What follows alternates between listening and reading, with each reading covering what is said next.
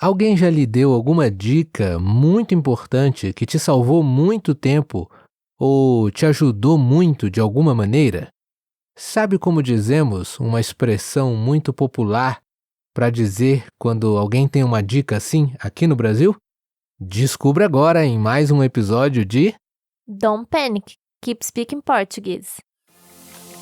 This podcast is especially designed to help you improve your Portuguese skills through natural conversations about music, culture, Brazilian expressions and habits, stories, travel, and much more. So, fasten your seatbelts and have fun.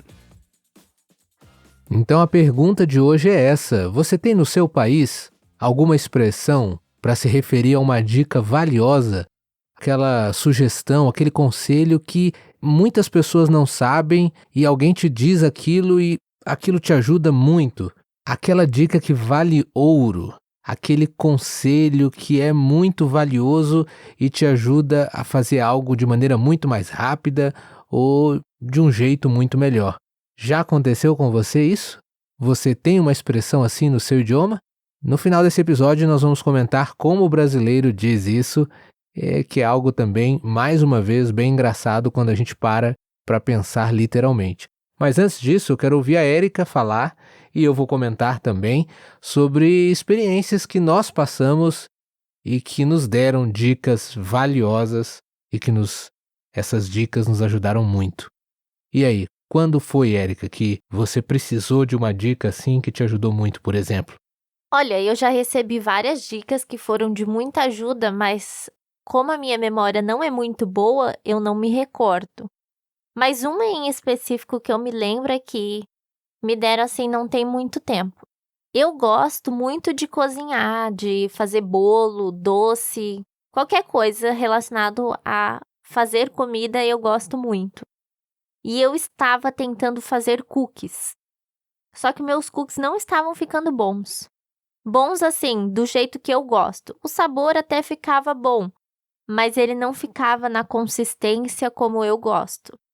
Só um detalhe aqui, percebeu que ela disse que estava tentando fazer cookies. Cookies são os biscoitos americanos, né? Porque a tradução seria biscoito. Mas esse tipo específico de biscoito, aqui no Brasil a gente chama de cookie mesmo. Isso, então eu estava tentando fazer cookies e não estava conseguindo deixar do jeito que eu gosto. Aí tem uma amiga nossa que gosta de fazer cookies também e eu pedi uma ajuda para ela. Aí ela disse duas coisas que eram muito importantes, que eu já tinha feito, mas talvez não da maneira correta. E depois que ela me explicou e eu segui a dica dela, ficou melhor. Uma era deixar a massa descansar na geladeira um período antes de colocar para assar e a temperatura ideal do forno. Depois que eu segui essas duas dicas que a nossa amiga deu, meus cookies ficaram melhores. Eu até consegui fazer um big cookie, do jeito que eu queria. Bom, a minha história para ensinar essa expressão tem muitas, né? Muitas histórias, muitas as ocasiões em que a gente fazia uma coisa de um jeito e de repente alguém deu aquela sugestão, aquela dica que ajudou a gente a fazer aquilo mais fácil ou melhor.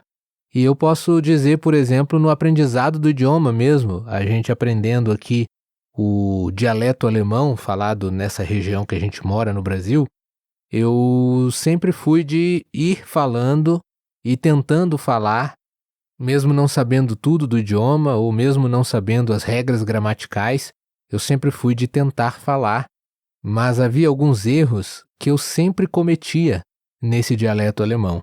Até que um dia eu lembro como se fosse ontem, o dia em que uma outra pessoa, um amigo que também estava aprendendo o idioma, falou para mim algo que mudou completamente o jeito de eu entender aquele idioma e dali para frente eu comecei a falar mais corretamente e com mais facilidade, porque eu entendi um auxiliar que o idioma usava e que eu ainda não tinha entendido que o papel daquela palavra era de auxiliar e como aquela palavra era conjugada, ou esse verbo auxiliar era conjugado.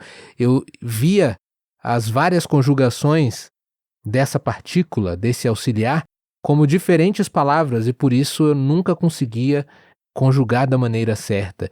E era o jeito que ele explicou que fez a diferença para mim. Muitas pessoas já tinham tentado explicar, mas eu ainda não tinha realmente entendido. Então isso é uma outra expressão aqui, de bônus, nesse episódio, virou a chavinha para mim. Quando a gente diz isso, né? Virou a chave. É como se tivesse alguém apertado um botão na minha cabeça que tudo ficou mais claro, tudo ficou mais fácil de entender. E aí, quando isso acontece, é exatamente essa sensação que essa outra expressão que vamos revelar agora descreve. O brasileiro diz, quando isso acontece, quando vira a chavinha, quando alguém te diz alguma dica, algum conselho que faz você exatamente virar essa chavinha na cabeça e ver as coisas de um ângulo diferente e melhor, a gente diz que esse é o pulo do gato. Pulo do gato? Exatamente. Essa dica foi o pulo do gato. Por que isso? Boa pergunta, não sei, mas eu sei que o gato ele é muito ágil, ele é rápido, né? Ele de repente dá aqueles pulos assim e sobe em qualquer lugar. Eu imagino que talvez tenha a ver com isso, mas a gente fala isso bastante aqui quando, olha, vou te dar uma dica que aqui é que tá o pulo do gato. Por exemplo, no teu caso, ao fazer cookies, o pulo do gato estava na temperatura do forno e também no tempo que a massa fica na geladeira.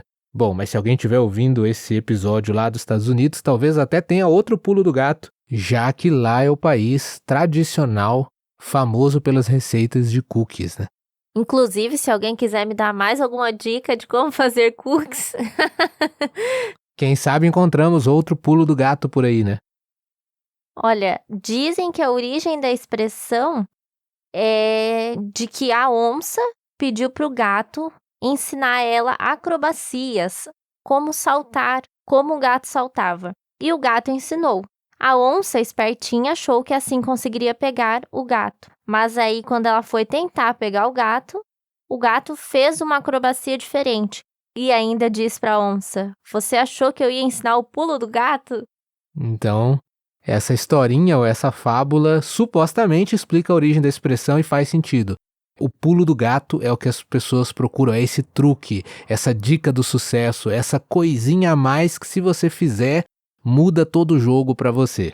Agora eu vou aproveitar esse assunto e já que o meu exemplo de pulo do gato, de dica para o sucesso foi relacionado ao aprendizado de um outro idioma, eu vou deixar aqui uma sugestão, um conselho que pode ser que seja o pulo do gato que falta para você entender a gente cada vez melhor e decolar, por assim dizer, o seu português. Que dica é essa?